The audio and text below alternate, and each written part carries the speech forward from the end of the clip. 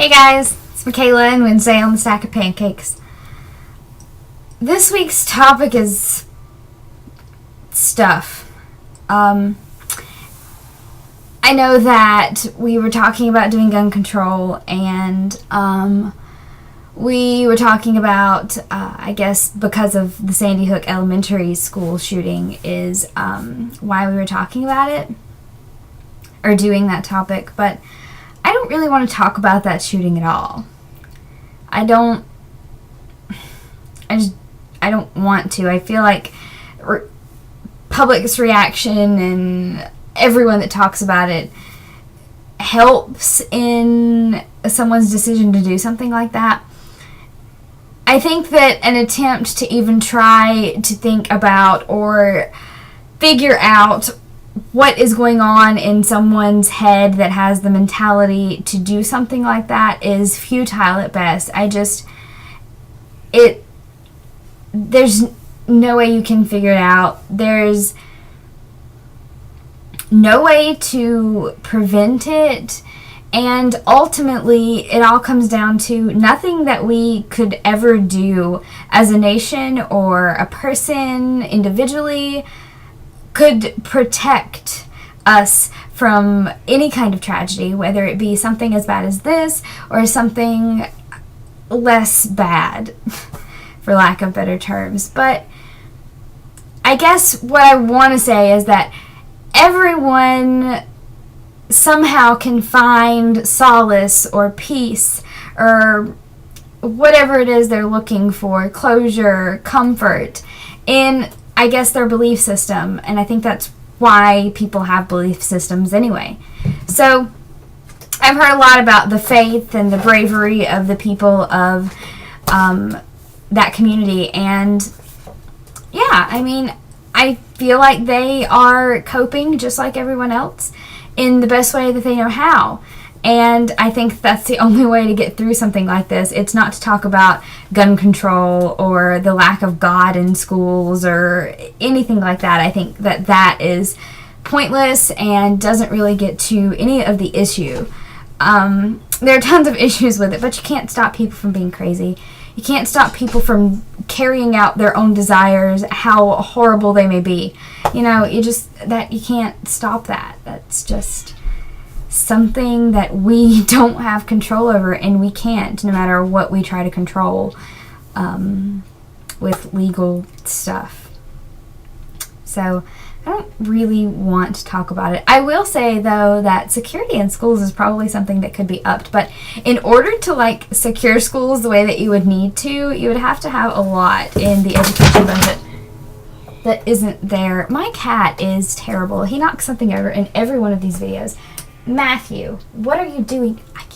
I cannot. See, I can't control his desires. He's going to carry out whatever it is that he's doing, no matter what I say or do.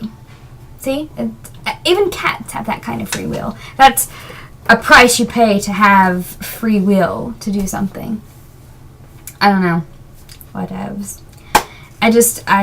School security is something that, I remember in high school and elementary school and even in middle school, you just walk right in the door and you were told to stop at the office, but if you didn't, you didn't, you know?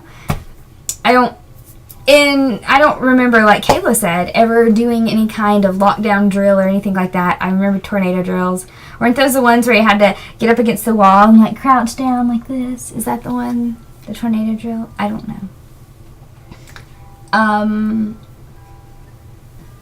We didn't do any kind of lockdown drills, although we did have a lockdown once where everyone in the school was evacuated because we had a bomb threat when I was in 7th grade. Yeah, I actually knew the girl who found the bomb threat. It was in her locker on some note or something. And so we had to go outside, and they had to go through whatever it is that they do and clear the place before we could go back in. It took a couple of hours, and I remember it being cold and rainy. It was terrible. We were out in the parking lot, and I thought about it afterwards, and they didn't know what kind of bomb. What if it was one that would have affected the parking lot as well? That wasn't very safe. We're all sitting out in the parking lot, the entire school in the parking lot, right next to the school. I don't understand. There wasn't like anything to protect us from debris if a bomb did go off. I don't know. So I don't think that is stressed in schools, and I think that it definitely should be, and that you should be able to walk into a school but only get to the office. You shouldn't be able to have access to any of the classrooms without someone taking you or something like that, or letting you in. Like, it should be locked. And a lot of people will say, and I've heard this argument a lot, well, where's the line between it feeling like a school and it feeling like a prison? I would rather be in a prison and not shot, I guess, than risk life. I think I would rather be safe. I don't know. Is that harsh? I mean, elementary school, these kids, they're young. I remember elementary school. I said I didn't want to talk about it, and I talked about it. I guess there's not really a good way to not talk about it. I don't know. I had a really bad customer service experience with CVS yesterday. It was terrible. I sent them an email. I sent corporate an email. They're probably not going to respond. They have 48 hours, so says their website, that they will respond in 48 hours. And I haven't heard anything yet. But I sent them a really nice email. And I just want you to know that my experience with CVS was terrible, and that no one should go there to get prescriptions filled for you or your pets, because it's terrible. I guess I could tell you more about it. Okay, I'm going to tell you about my horrible CVS experience. I guess I should put this in a vlog on my channel. Maybe I'll do that as well, just for funsies. But, so I called in a prescription to CVS for my cat, because I work at the place that prescribed the medication. And I didn't want to have to leave my cat in the car while I go get the prescription inside, or go wait on the prescription or anything like that. So I was like, I'll just call it in, and then I can run through the drive-thru on the way home, pick it up, and it won't take any more time, and the cat won't be in the car by herself. So I decided to do that. And so I called it in around 1 o'clock. And around 5:30, I pull up to the drive-thru window and tell them my cat's name and then the owner's name. And, you know, try to get the prescription, and they couldn't find it. They couldn't find it. They couldn't find it. No one was really trying to look for it either. It was like, well, what was your name? Typing the same thing in the computer is not going to find something that wasn't there 10 minutes ago. It's like opening the refrigerator multiple times to see if there's more food. There's not more food unless you made the food. I don't even understand.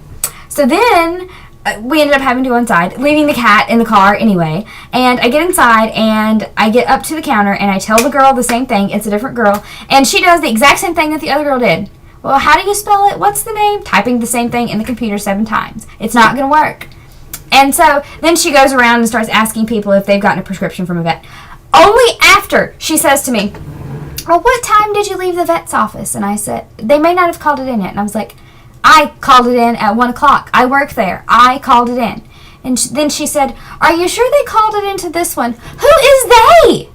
Me. I know where I called it in.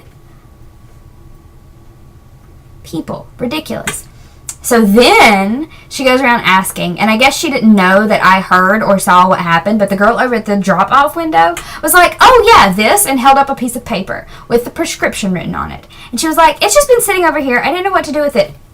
In what world do you, who work in a pharmacy, not know what to do with a prescription? Why do you have that job? Like, whatever. So then the other girl comes back over to me after I heard her say that and says, oh, they're working on it. It'll be just a minute. Now, they would have redeemed themselves had they rushed and got the prescription ready, and it had been ready in like 3 minutes, and it was the first name that they called out and everything. No. It was 25 minutes, and they called out several names between mine. I'm sorry. I don't care if you just dropped off a prescription and you're waiting. I dropped off my prescription at 1 o'clock, 4.5 hours ago, and they didn't even... No, I'm sorry, no acknowledgement that they messed up, nothing. So I get home, I fire off this horrible email to corporate, telling them that I'm going to tell everyone that I know, and you guys, about it. And then I open the prescription and take it outside to give it to my cat, and I notice that the directions on the prescription are incorrect. And I was like, maybe I'm misremembering. So I called the doctor that prescribed it. Luckily, I have her cell phone number because I work with her. And she said, nope, that's totally 4 times the dose. What if I was just a regular owner that didn't have access to the doctor or hadn't called in my own prescription and knew what it said?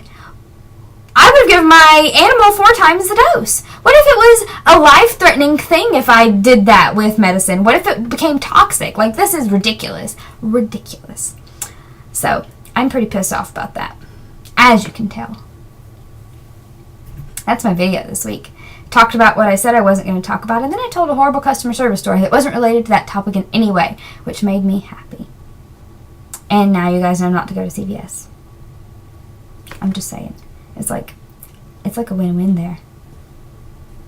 I guess I would in this video with my thoughts and stuff go to the folks in Connecticut, but when something like this happens, it doesn't usually affect me at all. Like, in the sense that I just, I guess I expect tragedies because I know society and how it is, and tragedies are going to happen. I mean, it sucks that it was the situation that it was, but I guess it's still,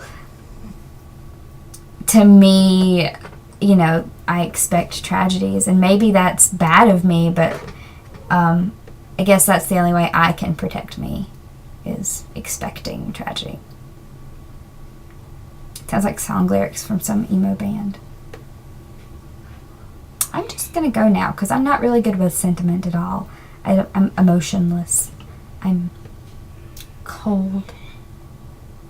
Not really. It's kind of warm in here. I got new pajama pants. Oh, and new socks. There are owls on these pajamas and fuzzy socks. I went to Forever 21. Maybe I should have made this video Forever 21 haul. Yeah. No, I think I'll do that on my other channel, my vlog channel or something. Anyway, I will talk to you guys next week. Have a wonderful, wonderful rest of the week. Mwah. Oh yeah, and subscribe, because that's important.